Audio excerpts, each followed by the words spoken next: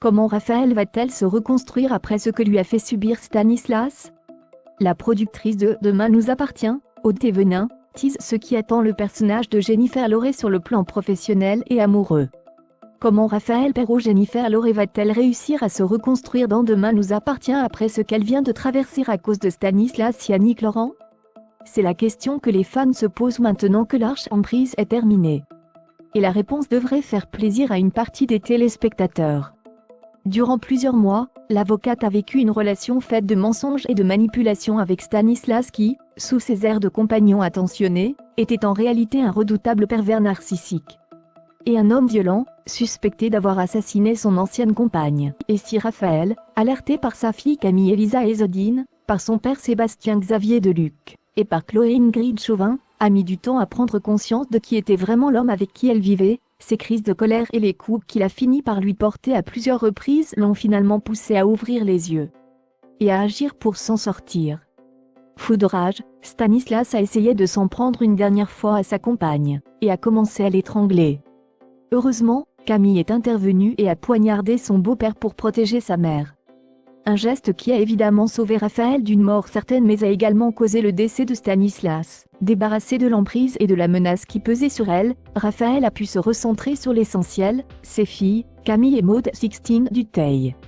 Et c'est d'ailleurs avec l'aide de cette dernière, rentrée à 7 après quelques mois d'absence, qu'elle a jeté les affaires de Stanislas, dans l'optique d'un nouveau départ. Mais le chemin vers le bonheur retrouvé ne se fera évidemment pas en quelques jours pour l'avocate incarnée par Jennifer Loré. Elle va mettre un peu de temps à se reconstruire, nous a confié Aude Thévenin, la productrice de Demain nous appartient, lors du festival de télévision de Monte-Carlo. Elle a quand même été fragilisée par sa séparation avec son mari. Elle aurait aimé se remettre avec lui mais ce n'était pas ses projets à lui. Et là, pour le moment, Raphaël est une femme blessée. Mais la bonne nouvelle c'est que les auteurs du feuilleton de TF1 prévoient déjà une belle histoire d'amour pour Raphaël dans un avenir plus ou moins proche. On a des héroïnes qui sont inspirationnelles et résilientes dans Demain nous appartient, poursuit la productrice. C'est une femme forte. Donc ce que je peux dire c'est qu'elle va déjà se reconstruire à travers son travail parce qu'elle est très brillante. Ensuite, nous allons laisser passer un peu de temps. Mais on lui offrira une vraie histoire d'amour quand même. La pauvre rire. Alors, avec qui Raphaël va-t-elle finir par vivre une vraie histoire dans la série? Peut-on s'attendre à ce qu'elle entame une relation avec Martin Constant-Franck Monsigny, qui s'est séparé il y a maintenant plusieurs mois de Virginie Corca? On ne sait pas encore, répond Aude Thévenin, avant de se laisser tout de même aller à une confidence de taille. On sait que le public attend ça. Raphaël et Martin vont se rapprocher.